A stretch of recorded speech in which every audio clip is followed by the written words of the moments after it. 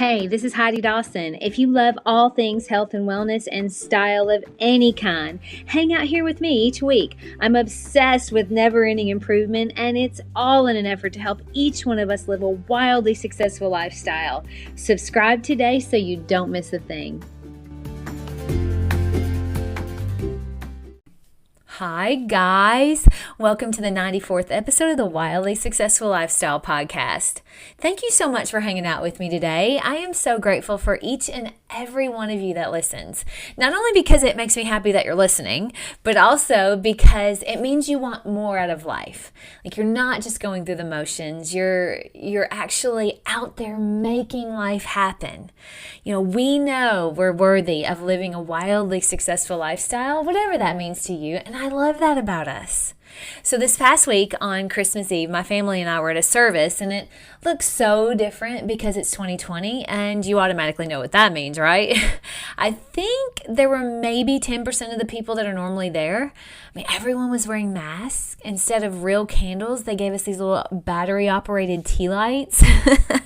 At one point, when they asked us to turn on our tea lights, my heart had a pang in it, and I felt a little sad because my thoughts went to how it was the previous year when the crowd was huge. I mean, it seemed like every seat was taken. The real candles were flickering. No one was wearing a mask. The show was spectacular with the choir and full orchestra. I could go on and on.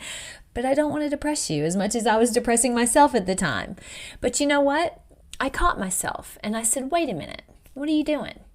You're healthy. Your family's healthy. You're here with your family and your friends, and everyone's doing the best they can to share love and joy. My thoughts of the past were trying to ruin my present moment, but I wasn't having it. Honestly, I didn't dwell one more minute on it after I caught myself, because making the most of the present moment is one of the keys to happiness. One of the other keys is having a compelling future, one that you're stoked about. So I love this quote by Chinese philosopher Loa Tzu. He said, if you're depressed, you're living in the past. If you're anxious, you're living in the future. And if you're at peace, you're living in the present. How often do we waste being present because we're thinking about something that happened in the past, or we're worried about something that may happen in the future? I mean, this has been especially hard this year. We're all having to learn to pivot or to adjust and to adapt. I mean, we've all had things canceled, and we're having to adjust to things we may not like. We have had to adapt in order to feel just a little bit of normalcy. But through all that, there are things that cannot be taken away from us. I mean, I get to choose how to look at something, and no one can take that away from me. I get to choose to find the positive even in the most challenging times. And if you hear that and you think, yeah, right, whatever, well, then what alternative are you leaving for yourself? I mean, are you just going to give in to the hopelessness of the situation? What good is that doing for you? We have to have our own backs, okay? Your perception of things is everything. We all experience tough times that can be devastating, and often we have no control of circumstances like that. But we always have control of how we choose to show up, how we choose to react, and how we choose to think about something. So much of my greatest growth has come from enduring a tragedy or having to work through a really tough time or a stressful time. Muscles get stronger when we go to the gym and push ourselves with resistance and stress. I mean, the same thing goes for our mind. Comfort and complacency do not make us stronger. I mean, they'll cause stagnation and in some cases paralysis because you're so attached to the comfort. Think jobs you've grown out of, but you stay anyway. Relationships you've grown out of, but you stay anyway. Changing is scary because you're comfortable. I mean, now how do you know if you've stagnated?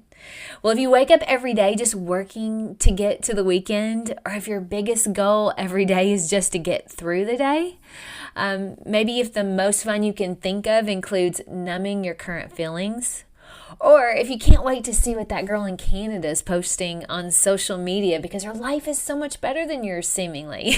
Ouch. I don't say that to be mean. I've been guilty of these things too. And I'm always working to create a life that lights me up. It's never too late to create a life that you're excited about. I was just listening to a podcast this last week, and there was a 70-year-old retired school teacher. She started a life coaching career at 67.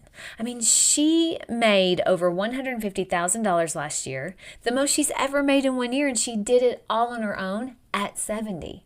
I love that story so much because it shows it's never too late to make the life you want. So what do you want? Do you know? Well, guess what? You don't have to know, and you don't have to know how either. You just have to know that you will, that you're destined for more, and then take action every day with that in mind. What you focus on matters so much because everything begins moving in the effort of your attention. So my husband's a pilot, and he's also a flight instructor, so he gets to work in a flight simulator. And one day I got to go in the simulator, and he let me fly, and it was amazing. I loved it. Well, we simulated flying through different cities that I love. And when we got to Paris, France, I kept looking for the Eiffel Tower. Mind you, I'm flying the plane, right? The simulator, actually. At one point, he had to take the controls because I was looking so hard at the Eiffel Tower, we almost flew into it. Why am I telling you this? It's because the things you give your attention to, the things you focus on, that's where you're going to end up. So what are you giving your attention to? Is it Netflix on the couch every night, or are you working on that book you've wanted to write? Are you so enthralled with watching everyone else living out their life that you forget to make the most of yours? My challenge to you this week, take an inventory. Are the decisions you make every day adding to your comfort, or are they adding to your talent stack? Are you reading books that expand your mind, or are you starting the latest Netflix series? Are you taking courses that exercise your brain, or are you checking into social media for like the 50th time? We've all been guilty. Are you doing something every day to make a life that excites you? Remember, if you're feeling depressed, you're focusing on the past. And if you're feeling anxious, you're focusing on the future. Finally, everything begins moving in the effort of your attention. So find something that excites you. Find something that lights you up.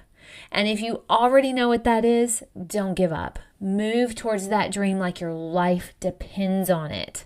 You don't have to be the smartest, and you do not have to be the best, but you can always be the one that doesn't give up. I love you guys, and I'll talk to you in a few days. Don't forget to subscribe and share with your friends, because we're just going to keep going bigger and better places together, and I love that about us. Talk to you in a few days.